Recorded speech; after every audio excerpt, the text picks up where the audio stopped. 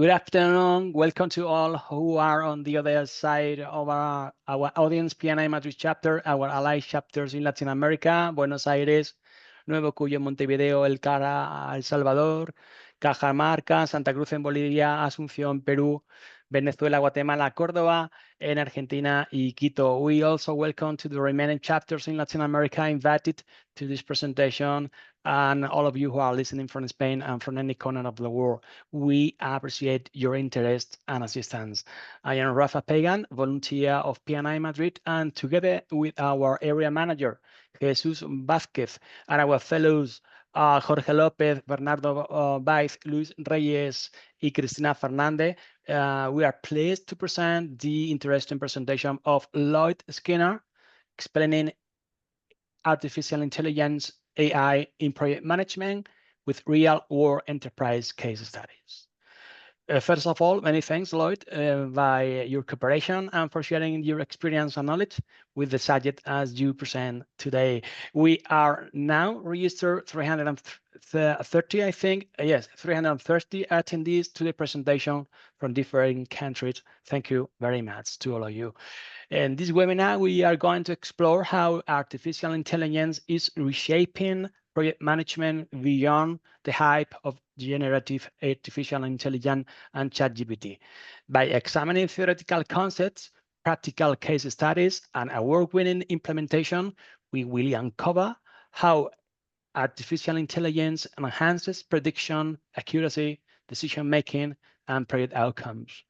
Participants will gain insights into both the benefits and challenges of integrating AI into project processes, along with future perspective on its role in driving smarter, more innovative project management. Our speaker, Lloyd Skinner, is the founder and CEO of Grifile.ai, and for 7 years has been investigating the use of AI in project management and developing a suite of intelligent project prediction tools. He has more than 25 years experience in program management and led best-in-class full cycle, multi-year, multi-million chain and transformation projects. He is an experienced speaker, has delivered talks both in the UK and internationally for companies and renowned project management conferences. I want to remember you, my friends, that you are attending one PDU. The indie report of this PDU achieved and the responsibility of each of us. We are going anyway send you an email with the necessary instructions for reporting this video and the corresponding code. You can ask your question on our platform to Lloyd, and he will answer kindly those questions at the end of the presentation. Soon also you are going to have the webinar recording available on our YouTube channel, which you can also access from the chapter website. Before we begin the webinar, we are also going to talk a couple of minutes with our friend Bernardo with the latest updates regarding PNI membership and the new unified membership model. Our colleague, Bernardo Baiz, membership director of the chapter, has kindly requested to present these updates during this monthly session. In the next 5 minutes, he will provide us with an overview of how to become part of the PNI and take full advantage of the benefits offered by this new model. Quite interesting stuff, my friends. Pay attention to this new information we are bringing to you right now. Bernardo, as you please, go ahead, my friend. Okay, thank you, Rafa. Thank you, Lloyd and Jorge. Thanks for this time, these 5 minutes I will present some information about the membership. As I told you, I switched to Spanish. Okay.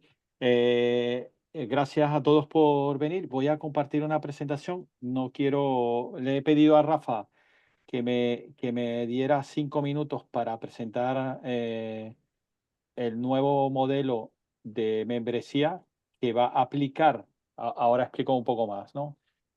Que va a aplicar para el capítulo de Madrid, para España y algunos otros países, ¿vale? Entonces, empezamos con rápidamente lo que se llama el nuevo PMI Membership, ¿no? The New PMI Membership, ¿ok? Tenemos un nuevo modelo de membresía única o single membership, ¿ok? Que ha lanzado el PMI. Ya ahora hemos ya implementado en algunos países y ahora es el momento para hacer el cambio en España. ¿Ok? ¿Qué es la nueva membresía única? La nueva membresía única es un modelo unificado de membresía, ¿vale? O sea, en pocas palabras, para poder estar, o sea, para la adhesión a la membresía, simplemente significa que estás adherido al capítulo, al PMI, y esto va a incluir la entrada en un capítulo, ¿vale? O sea, ambos van a estar unificados, ¿ok? ¿Por qué este modelo? Este modelo es un modelo que lanza el PMI y piensa que es clave para crear una experiencia comunitaria y cohesionada para conectar entre el PMI y los socios del PMI a través de los capítulos. ¿Ok? El objetivo principal es consolidar las sinergias entre los capítulos y el PMI mundial en una unificación, en una única afiliación optimizada, lo que he comentado, es una sola afiliación, ya no va a haber dos, o sea, ya existirá la posibilidad de afiliarme al PMI y no afiliarme a un capítulo, no, va sola, una sola afiliación unificada. ¿Qué buscamos? ¿No? Facilitar a los miembros que se sientan plenamente integrados, informados y respaldados en su trayectoria a través de los capítulos, que somos la base, somos los activos que el PMI consigue llegar a todos sus miembros. Y con esto con esto se busca utilizar todos los recursos para comunicar las ventajas, involucrar a los miembros en todas las etapas y reforzar el sentido de comunidad dentro de cada uno de los capítulos. Ok, aquí en la siguiente slide muestro, como comentaba, la primera fase de capítulos en Europa que han migrado. Ok, entonces empezamos con Irlanda, que migró en enero de este año, y el resto de países como Portugal, Rumanía, República Checa, Grecia, cambiaron a la membresía unificada en febrero de este año. Entonces, la tercera fase es en la que nos encontramos nosotros, España. Son 5 capítulos y migraremos el año que viene. Se tiene algún plan, pero la estimación es el primer trimestre del año que viene. ¿Ok? Sé que aquí hay muchas personas, personas que vienen de Latinoamérica. ¿Ok? ¿Hay alguna migración entiendo, de algún país que va a migrar en América Latina? Si mal no recuerdo, Brasil.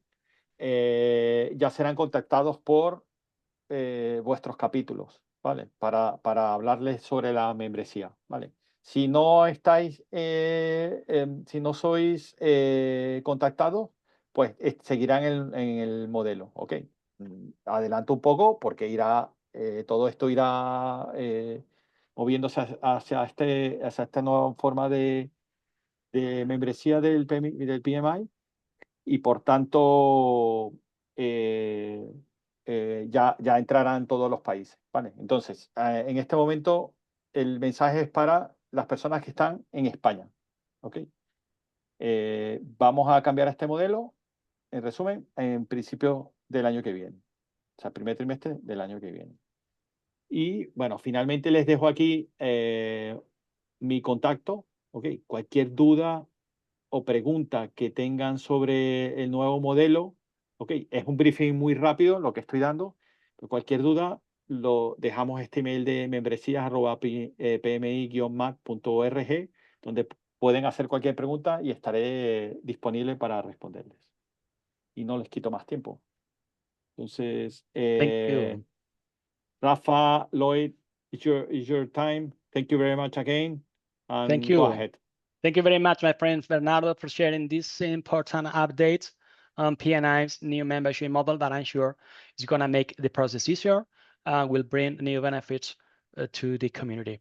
And without further delay, I'm going to leave you in the company of Lloyd Skinner and his paper explaining AI in project management with real-world enterprise case studies. Go ahead, my friend. You have the mic. Thank you, guys. And first of all, obviously, thank you so much for inviting me to speak this evening. Apologies for this, but as you can probably tell by my jumper wearing that I'm in the UK. I'm not a Spanish speaker, but I believe I should be saying Buenas tardes. So Buenas tardes to everybody. As an aside, it was just nice to see UK listed in the list of countries in Europe as well. But I think that's to one side. Thank you so much for the introductions as well. I won't dive into the detail there. But just to say, my journey in AI and project management actually started 7 years ago. I did a master's in information systems at LSE, the London School of Economics, and I went on and obviously I don't look this old, guys, but I went on the 25 years post-master's anniversary, and I basically got talking to somebody who became my co-founder, my business partner, about the technologies that we'd been taught hadn't at that stage been applied to the world of project management. And out of that is when Greyfly was born. We were like, surely AI can apply to the world of project management. Now, obviously, I want to get into case studies as quickly as possible, but there's a couple of contexty type slides here, first of all.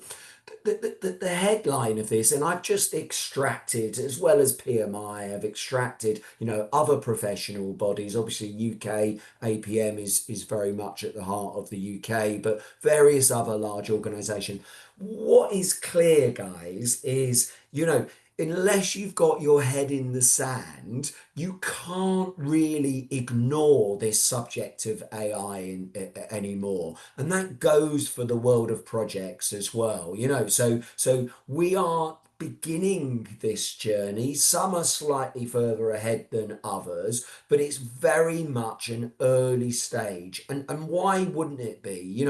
Given this great promise that one, it's going to disrupt how we work, but secondly, there's potential of great benefit. So if nothing else, guys, if you take away nothing else from this conversation, please start being more inquisitive around AI than perhaps you are now as well.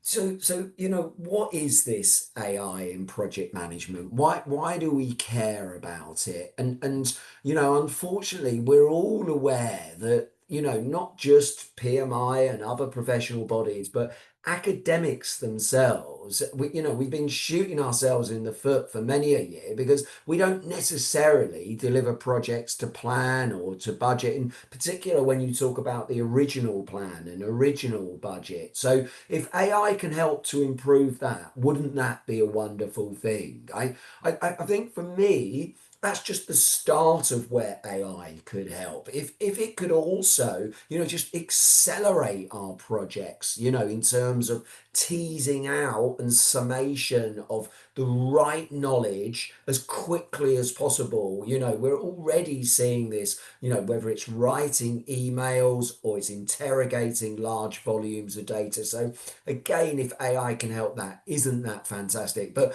go one step further into workflows and the automation of, from one handoff point to another, or the first pass creation of risk logs or project documentation, project charters. If AI can help with that, wouldn't that be fantastic?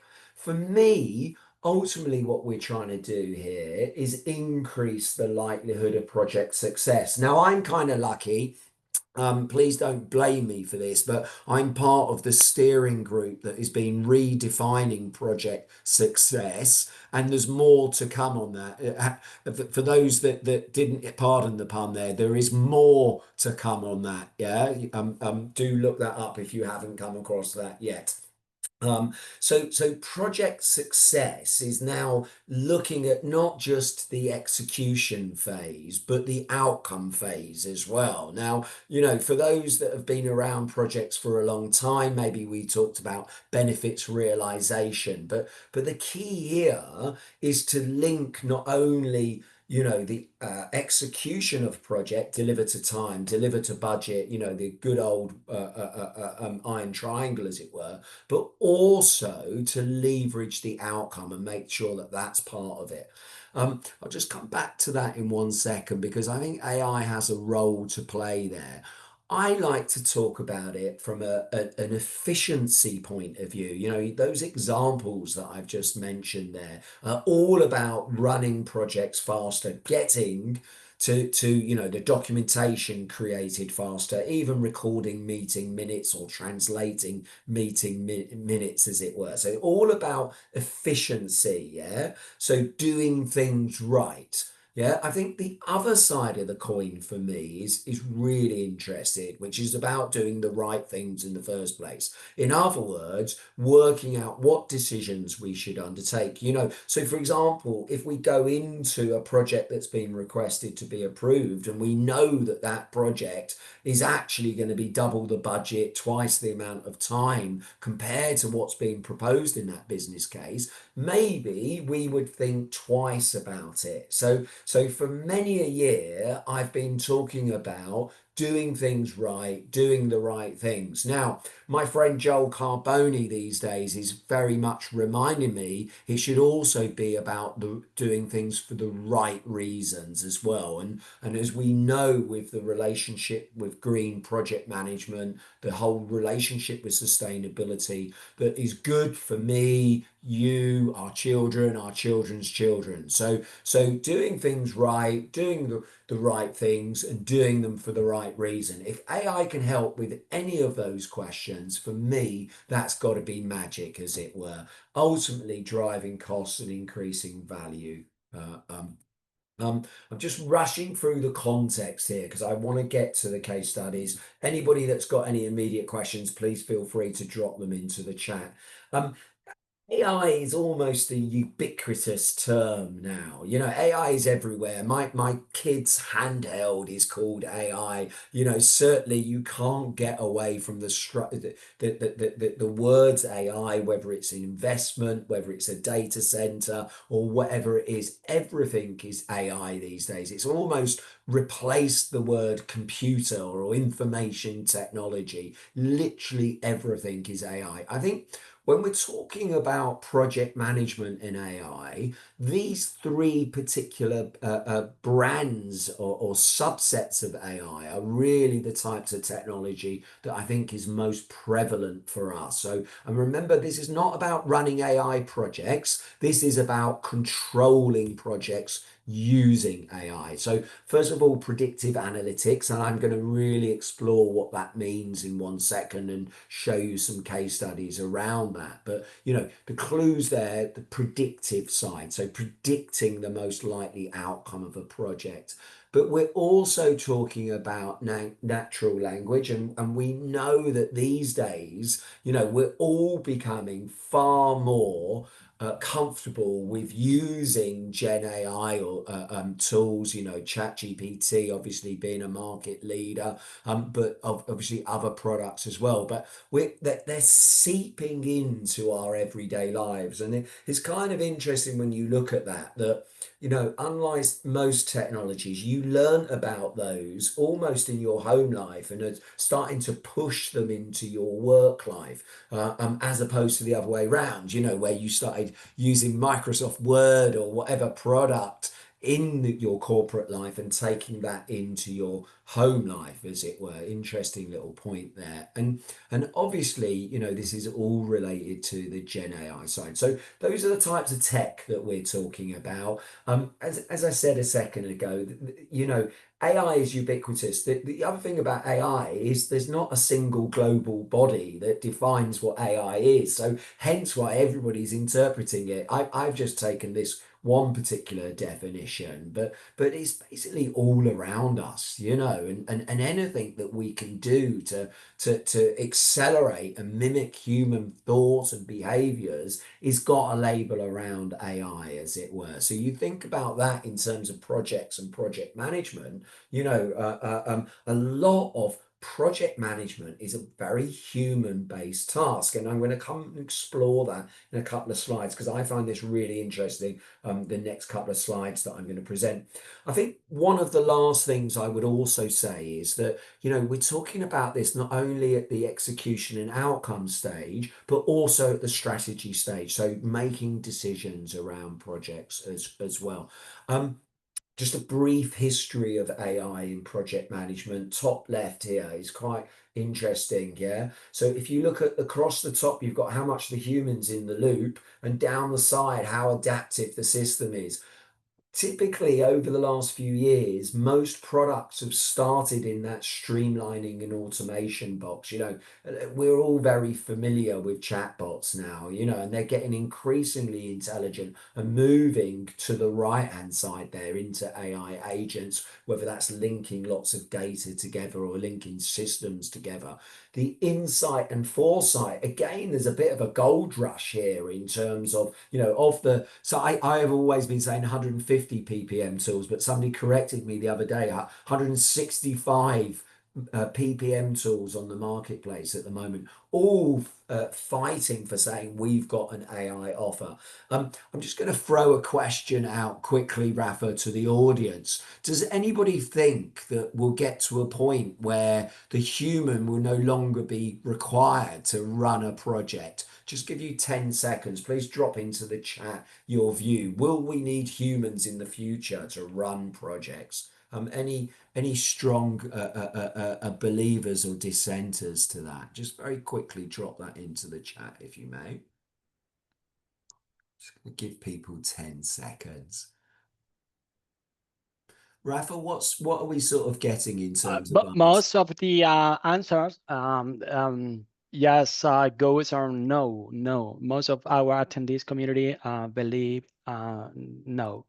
That's really interesting and quite unusual, to be honest. I've been asking that question for at least 3 years, and generally speaking, you tend to get people saying yes. And what I like to talk about is, well, it depends on what time horizon that you're talking about. If you're talking about 100 years, I think we could see that. I think the other point there is the complexity of the project as well. The more repeatable, the more decision tree like it is. I think those are the type of projects where AI agents will start taking the running projects over and over again. Rafa, any last comments on that before I move on?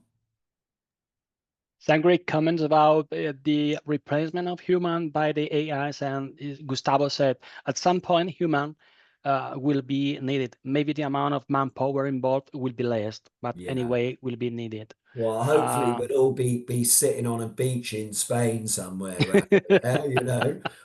Actually, there is a point to this. This is some research by a leading UK university that has looked at this very question about which processes within the management of projects are likely to be replaced by AI, or sorry, have an opportunity to be replaced by AI. And you can see on the right-hand side there that pretty much everything that you know you could say is not on the power skills side could potentially be replaced by AI. I'm not quite sure myself why risk management is on the left and not on the right. I guess it's the final bit of the puzzle of negotiation or something. And what these guys were talking about was it all depends on the level of tacit or data-driven knowledge. So the more that it's data based, as it were, the more likely that AI can replace the human or has an opportunity to replace a human. Don't worry, I don't think anybody's going to be replaced in the short term, and there's plenty of projects that we need to do. Maybe our children's it's a completely different flavor. I just love talking about that. Let me just tell you a little bit more about what we've been doing. So the flagship of what we've been doing is something called called intelligent project prediction. The clue's in the title there, predicting the most likely outcome of projects. But what we have found is you can't just run into project prediction. You need to work your way forward. You need to prepare an organization, as it were. And to do that, we basically look at something that we call an adoption strategy, which balances off the desire for AI versus the maturity of your organization, and then a whole discover or preparation exercise. Now, I'm really happy to say that in a few moments' time, I'm going to talk to you about our experiences. We've got some new case studies that we've just released around that adoption and discovery phases. So I'm going to come back to those. But you can't just run into project prediction, as it were.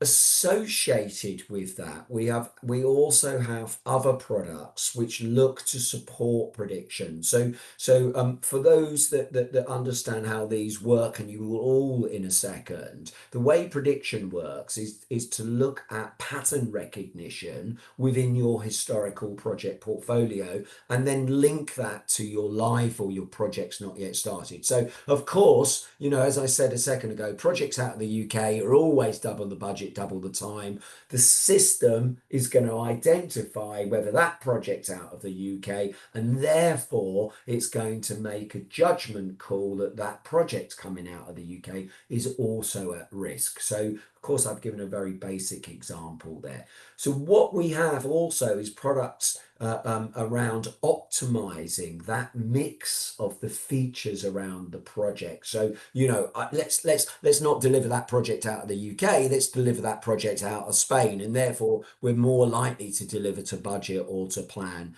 etc. The other pieces that I'm going to talk to you about today is about unlocking knowledge. So in terms of lessons and risks, what we realized is that, if you've got a data set of historical lessons and risks, you can associate that with your live or your not yet started projects through the features. So give me all of those lessons from projects out of the UK and match them to live projects or proposed projects out of the UK, and then obviously make them nice and neat, not just on the statement side, but on the mitigation side as well.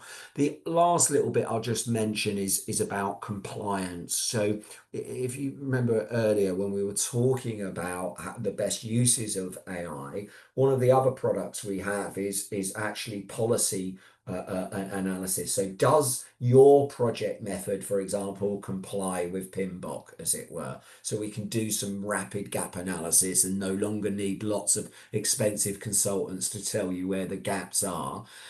These days we're completely sector agnostic, so you can see various organizations in multiple sectors there that we work with. I had actually in November last year one of my life's greatest achievements when I was lucky enough to be on stage where we won Project of the Year by APM, actually, for both tech and innovation. It wasn't quite as good as that goal in the semi-finals of the Under-12s Football Cup, but it was up there. Let me tell you a bit more about how prediction works, and apologies if this is not making sense or making too much sense for you. The first thing we have to do is understand the existing portfolio, as it were. So in other words, what happened, which projects were late, which projects were early, and there's quite a lot of value in that. Just getting your data ready so that you can answer those questions. Actually, if you can then start looking at those features for those projects, you can start seeing whether there's patterns. So back to my example about UK projects always being late. The UK is a feature. It's a sub feature of the feature country, as it were. So if I can look at those patterns, wouldn't that be fantastic? And actually forget AI or forget prediction. If you've got greatest knowledge around the description and the diagnostic of your portfolio, I would suggest there's some value in that in its own right. And I'll come back to some of the challenges in 1 second. That then allows you to feed that into predictive analytics or various machine learning models so that you can then predict the outcomes. A very wise man taught me very early in my career, don't just bring me problems, bring me solutions as well. So in other words, don't just tell me projects out of the UK are late, tell me what I can do about it. I can, maybe improve training, I can switch the supplier, I can focus it on that geographical region compared to that one. So really about prescriptive as well. So AI and the human recommendations coming together. You think about that from a risk point of view as well, or a lessons point of view. Now, ultimately, this is great. Yeah, all sounds really good. But if your project is at the very tight end of delivery towards the end of the project, or is highly political, it's very hard to course correct a live project. There's much better value from my perspective of setting your project up for success in the first place. So ultimately, I think that's what we're trying to get here. And there's greater value as you move from left to right on the screen there, but it takes time and obviously is more technically challenging.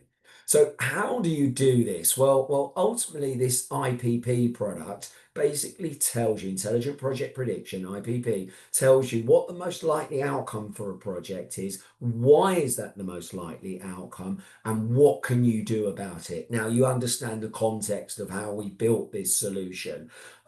The solution that we've got is top down, so it predicts the most likely outcome of a project in terms of time, cost, resource. We actually are doing prediction around revenue for those project organizations now.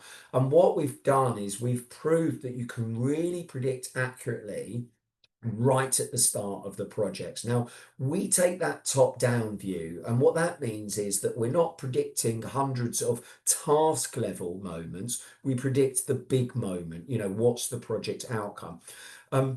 Or what's the final budget, as it were. We have this exercise that we call the minimum viable governance, MVG, minimum viable governance. And basically, that's the point that we all agree as an organization that we should be monitoring the data points and controlling those data points for that organization. Now, there's a real risk there that organizations say, oh, every data point is really, really important. If I ask a risk manager what data points around this individual risks on a project, those people that are completely wedded to that are going to ask me for 30, 40 points about individual risks. If I ask a hard-nosed delivery manager around, well, what data points are around risks are important, it's going to come down to 10 or 15 data points. So you have this sort of battle, if you like, of where is that minimum viable governance? And once you've established that level of minimum viable governance, obviously it's about understanding what data you have around that. So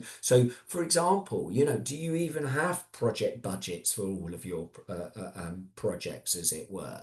So it becomes a really interesting question, and it drives data cleanse, it drives process, and it drives actually PPM tool structure as well, because you want to lock that PPM tool down as much as possible, as it were. Now, I'm happy to say that we've had great success with some of our clients, increasing the volume of project success, but also more importantly, making tangible savings that typically we're finding organizations are reinvested in their projects. So what we've got here is not a project manager tool. It's aimed at those people that look across portfolios. In terms of the way it works, let's just assume that we're beyond the adoption strategy. And at the very highest level, you've got ingest data, turn the handle in the AI engines, and provide a set of insights. We're completely system agnostic. Those are just examples of potential PPM tools. But the first thing we need to do is go beyond that adoption strategy and actually do that data maturity assessment. So we look at that data maturity assessment in parallel with the definition of that MVG, in terms of, what are the data points we want to govern. We will also report against against all data points. Data maturity assessment is a very structured process for us. So we look at it across 6 different dimensions. Each data point, an obvious question is completeness. Does the data point exist or not? But, there's lots and lots of other rules that will work with that organization to agree what those data maturity assessment is, as it were. Now, in its own right, out of the back of that data maturity assessment, we'll also set the KPIs around the portfolio. So what's the volume of projects that deliver to plan, to deliver to budget, or sequence thereafter, as it were. So again, a bit like that descriptive analytics I was talking about, there's great value in there. But let's just assume that your organization has sufficient historical data of a mature level that we can move forward with prediction. And what we then do is obviously take an ingest of that data through a secure way, as it were, and basically shoot that into our different machine learning models. We run a whole heap of different ML models, and then the system automatically picks off the the ML model, which is proving to be the most accurate for that data set. What do I mean by accuracy? It's the difference between what the prediction system said would happen versus what actually has happened on the project, as it were. So something that's really important to have visibility within the system, front and center. How well is the system performing? Sounds easy, I know. And of course, we then just generate those predictions, and that historical data is used to train the models. And then, we have to maintain those models. The one thing I would say here, guys, which is really, really important, is that this is not just a technical journey. This is a change journey, a change management journey as well. You can imagine, the very experienced project manager who says, I don't believe the prediction. So that how well the prediction is performing is not only important as a sort of, we're at 90% confidence or whatever the figure is, but also showing through an explainable way how that prediction is changing over time, but also, attempting as far as possible, saying that this particular prediction is based on this historical knowledge from these projects. So what we call correlating features, back to what I said earlier, give me all of those UK projects, as it were. So, and then it's about the actionable insights around that. So, if these projects are out of the UK, what are you going to do about it? Or this particular project's got a pain with this particular supplier, what are you going to do about it as well? The last couple of things here is that that's all well and good to train some ML models to provide accurate predictions, but that's just the start of the journey. You then have to maintain those prediction accuracy, as it were. And the only simple way of saying that is you can either ingest more data or more projects in this case, or you can expand the data set. I don't know, now you're introducing lessons or risks or change controls or project resources, whatever it is. Or you introduce new ML models. And of course, we as an organization are constantly researching what are the best models for prediction. So that's how the system works. If you want to see the system, do get in contact with me. We got plenty of time to demo stuff and all of that good stuff. Just breaking these outcomes down a little bit. The key one for me here is about the cost savings.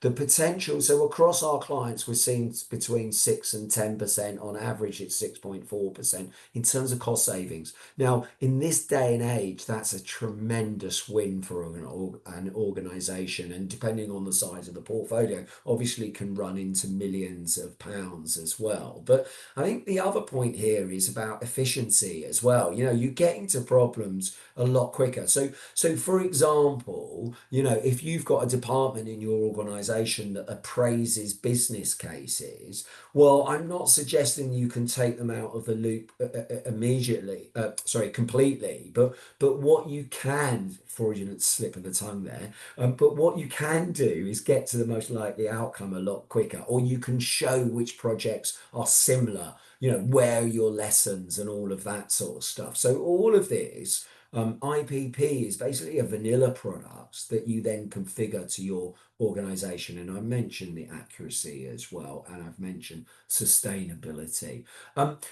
Just very quickly, in the interest of time, because I want to get 5-10 minutes and make sure we've got some time to take some Q&As. The lesson side, we were really lucky. One of our customers had a database of over 5,000 lessons across over 200 projects. From my point of view, that's like data heaven, as it were. But the whole point there is, well, what are you going to do with that?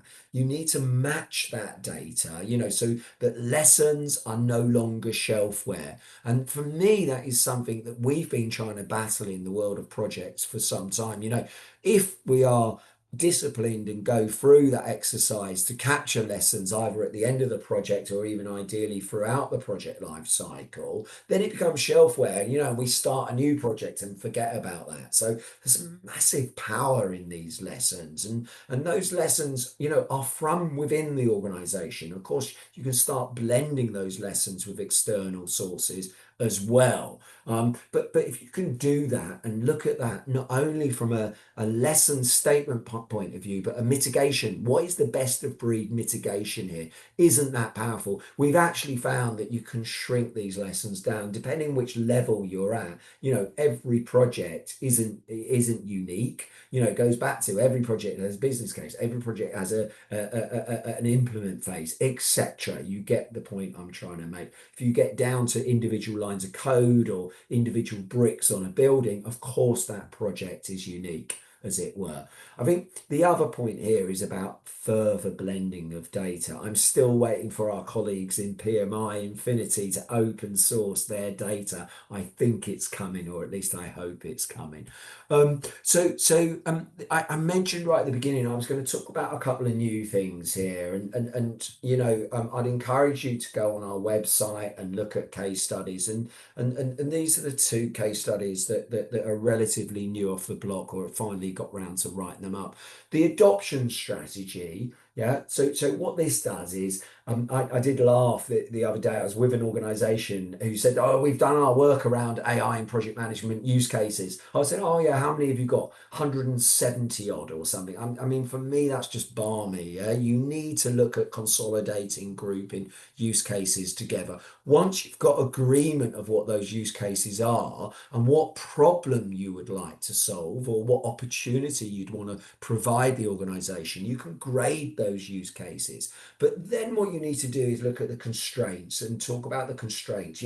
For example, if you want to get around resource management prediction and you haven't got any resource data, how can you do that? I'm not saying it's less important, but certainly in that first pass of a roadmap around adopting AI in project management, you can't do it. So that's the big outcome here, is a phased roadmap of adopting AI in project management. Now, actually, that segues into a much deeper dive because, obviously, if we ask individuals, how good is your data around resources? Generally speaking, we try to be objective, but unfortunately, we're humans and therefore we can be biased and we just don't know the answer. So we need to take that adoption strategy and have a strand in terms of validating it. So in other words, really drilling into that data maturity, as it were. And like I said earlier, setting the KPIs. It's probably a fancy name, but we call it exploratory data analysis, to set those KPIs around the data. And in parallel, we're working out that back-end technical architecture and creating what the solution could look like, as it were. For some organizations, not all, they also request us to look at deep dives on their PMO maturity. And I think it's really interesting. I think, from my perspective, the PMO has got such a powerful voice in driving AI adoption. It certainly can't be ignored. So actually what we did is we looked at PMO maturity assessment as well. You know, there's lots of methods around that. I'm part of PMO-GA as well with America. But if you can imagine, these two sides come together, the PMO maturity assessment, the data assessment, and they come together in terms of prioritizing improvements around processes. You know, so, you know, back to my example, if you haven't got resource processes and you accept it's important, well, when are you going to get on and do that, as it were? So ultimately, this is all pulled together in a business case. And now, as an organization, you can know where you're going with certainty. You know, you can know how much this journey is going to afford you. And, you know, maybe you can then do that in a phased approach. So I'm really happy about that. In a second, I'm going to give you the link to the discovery case study as well. Look, I can't finish this conversation without saying, look, guys, you know, anybody that is saying this is easy is on another planet. I know Gen AI is very accessible, so it's very easy to stand something up that looks kind of neat and snazzy. But, you know, this is enterprise level grade stuff. And, you know, it's a journey. I just want to reiterate, it's a journey. I mentioned change management earlier, but this is a journey, crawl, walk, run. Let's not just run towards the wrong fire, as it were. Let's work out what we're supposed to be doing in the first place. So I'm sure if I'd asked the audience, everybody would have mentioned data, but technically this is challenge. And just to reiterate this point about change management as well, lots of other lessons at a more detailed level. This is just my little take on where we're going in the short term around this. I think, you know, with the advent of AI agents, as it were, I think one of the things that I'm seeing here is that we can finally start taking data out of silos. You know, so if you're in a big organization, maybe you've got a resource management tool over here, a lessons learned tool over here, maybe a risk tool over here. Now, PPM tools have been trying to do that for a while, but hold on a second. What about if we can start matching tools around outcomes or strategy as well? You know, so can I link my sustainability function with my projects function and the data within that? Well, yes, we can if we plan for that. So I see a massive opportunity here to look at these projects, not only in the micro stage of the project, but as part of strategy and as part of outcomes. Of course, I'm going to say that we're moving to beyond prediction, you know, so that prescriptive stage that I really, really want us to get to. We haven't even touched on it, but we all know that there's a lot of challenge, a lot of conversation here about where AI begins and starts and ends, and where does the human get involved and where that line is. And I think there'll be increasingly stuff around the power skills and how can we use AI in our power skills, because, you know, obviously AI is doing all of the admin level in its own right. This is my last slide. I've deliberately done it so we've got 10 minutes at the end here. There's a nice quote from one of our clients there. These QR codes, the first one takes you to the discovery case study, so please do have a look for that. That is a standalone service. The second is, if you don't really know where your organization is, there's a lovely little survey on our website, so the AI readiness assessment, and we can tell instantly where you are, you know, on that maturity curve towards AI, as it were, just by answering some questions. I've been noticing a few people linking in with me as we've been chatting. For those that haven't, please do contact me. I'll link in with you. Please do follow greyfly.ai. There's lots of great materials. I'm kind of fortunate that I get to speak to some global thought leaders over the last year, 3 years. We've been doing interviews around AI and project management. Lots of great material on our website. But thank you so much. I know, apologies for those English is not their first language, and hopefully I haven't gone too quickly for you. But you know, I'm sure you know, we can make this available in other languages and all of that good stuff. But please do get in touch. So Rafa. Phew. Thank you very much, Lloyd. Have been amazing this conversation. I think you brought to the table a lot of very interesting topics, things as to make us think about it.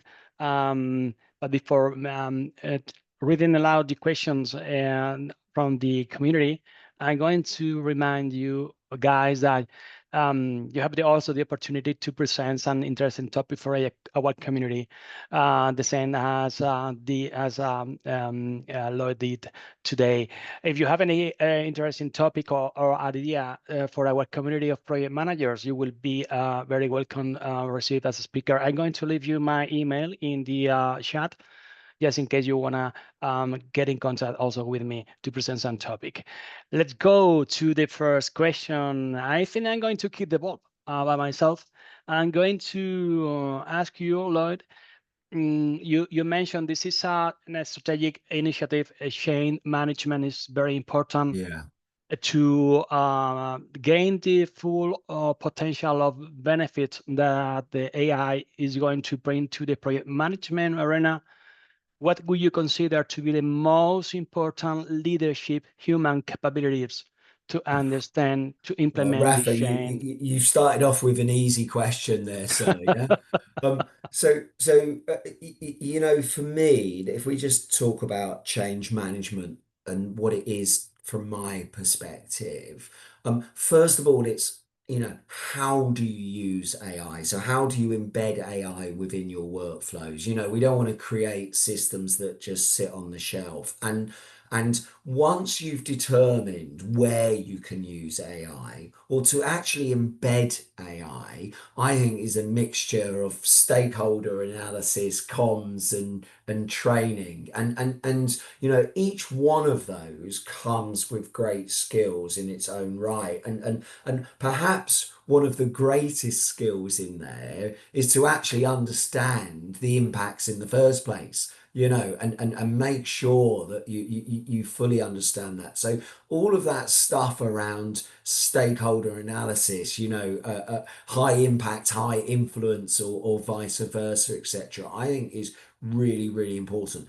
Once you've gone beyond that, as a leader, for me, it's all about communications, all about soft skills, you know. And I know a couple of years ago we'd say, no way AI can help you with that. I just disagree with that. I use AI in my communication. I'm sure others do as well. You know, whether even that's problem framing. So what would you do in this situation? You know, I've got this conversation going on. Give me some options. So I think it comes back to communication. I'm not, by the way, the lazy person. I'm not just cutting and pasting. I'm challenging and reflecting and getting to a point that I want it to. But for me, soft skills, communication, and leadership is the most important about any leader. But Rafa, what do you think?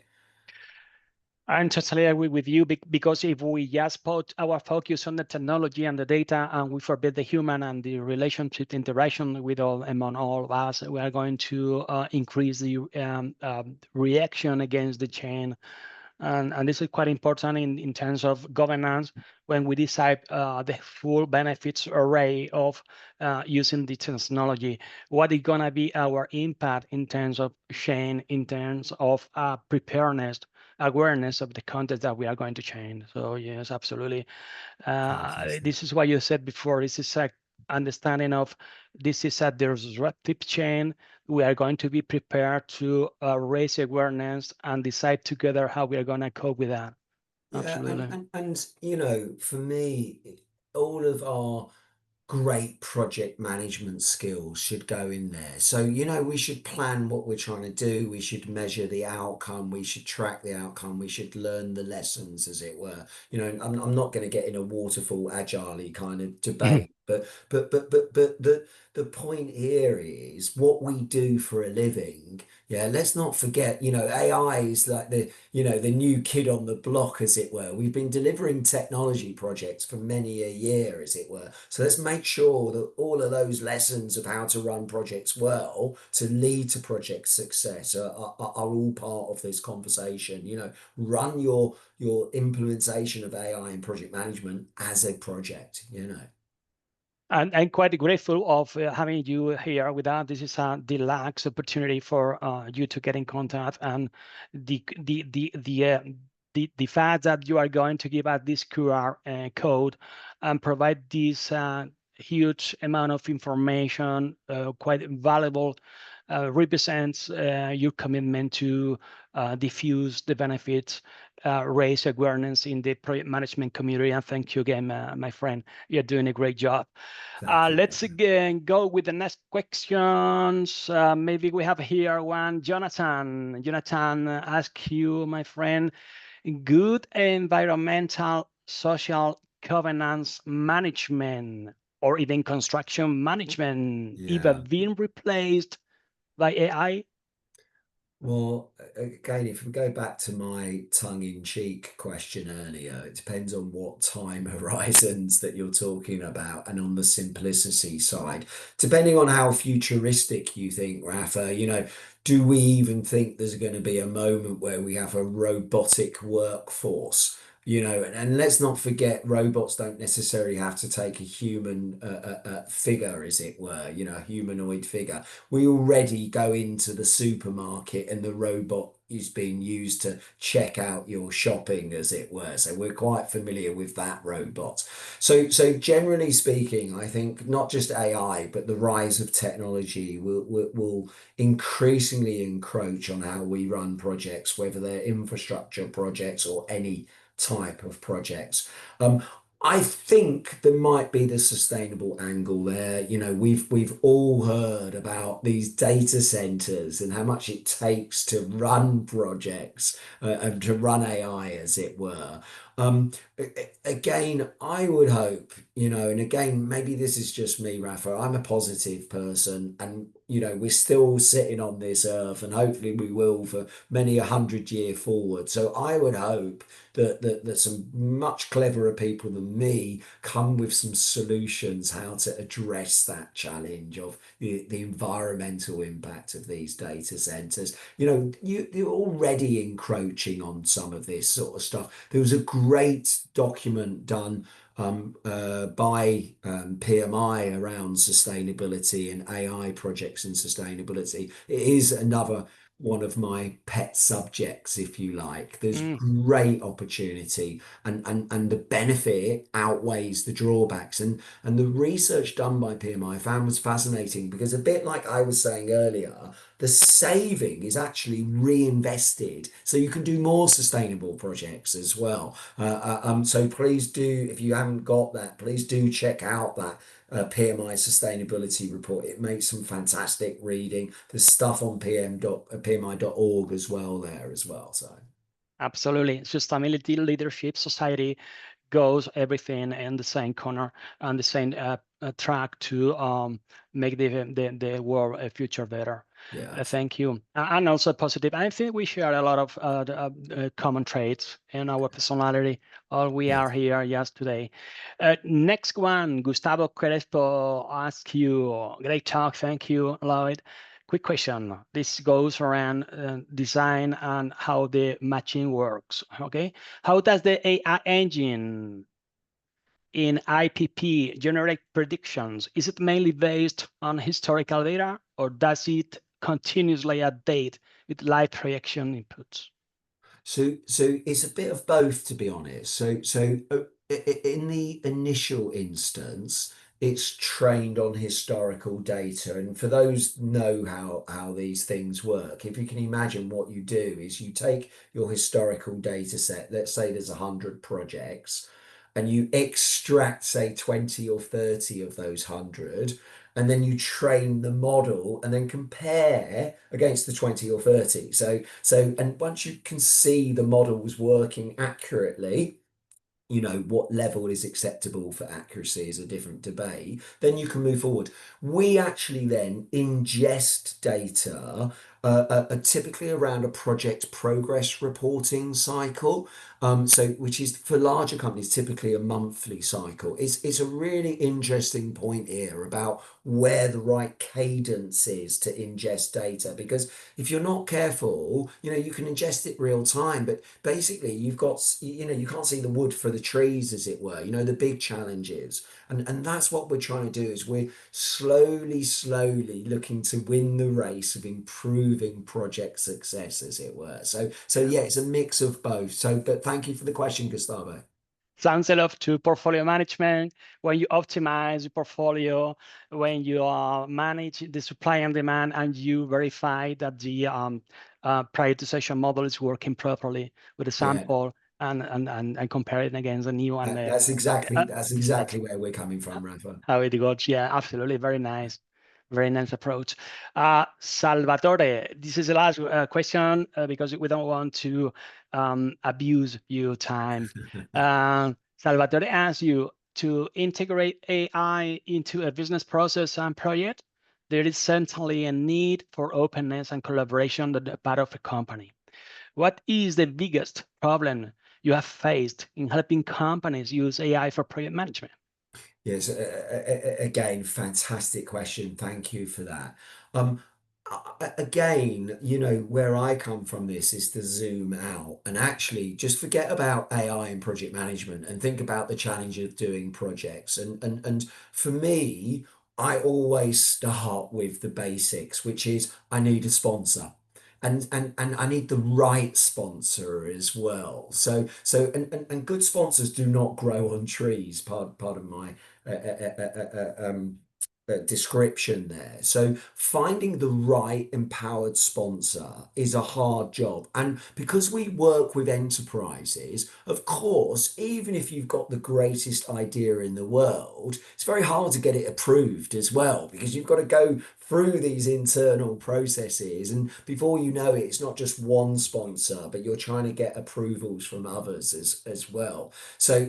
But the best sponsors can get their elbows out and make that project happen on your behalf, as it were.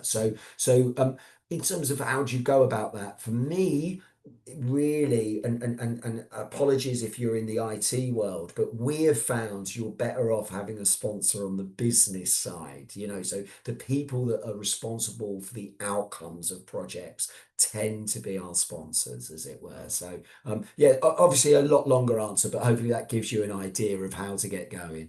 Absolutely. And by the way, you know that our colleague and professor Alfonso Bucero, our mutual friend, just wrote a book about the executive support in relation to the project success.